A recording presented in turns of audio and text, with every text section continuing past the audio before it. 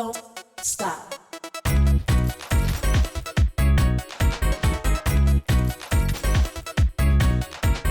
Don't stop. Don't stop. Don't stop. Hello and welcome to Grace and Lottie's channel. We're going to jump right in with part 2 of our festive stag here. And one of the things that I like to do sometimes is I will stop with a piece and go to bed or let it sit and then come back to it the next day. And that's what I did here. So I'm going to go back in on his face just a little bit and add a little bit more shadowing just to give a little more definition on it. And that'll be the first thing I do before we get going into the ornaments and the other pieces. Now I'm going to let you know in this one that ahead I'm going to come back in and talk a little bit more, because I make a couple of mistakes in this, and I'm going to show you how I fixed those mistakes, because I'm sure that if I make them, there's a good chance that other people are too, because they're fairly common, so I can show you how to do that. So, let's get started.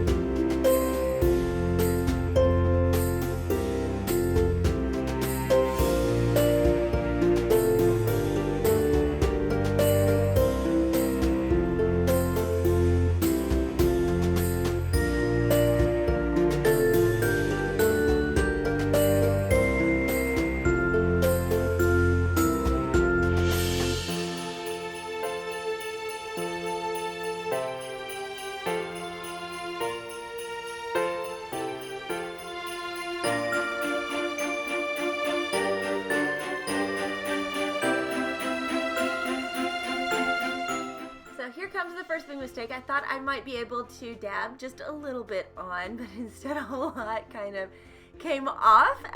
So I went and got one of my little cotton face pads there so that I could start working it in, and it ended up okay, as you see here, but that little spill had me a little scared at first. It's like, oh no, I've made it to this point and I've just ruined the whole thing. So I was glad that I hadn't and that it was very fixable. Now if you notice over on the side, I have a piece of paper blocking the other page so I don't end up getting pastel over there.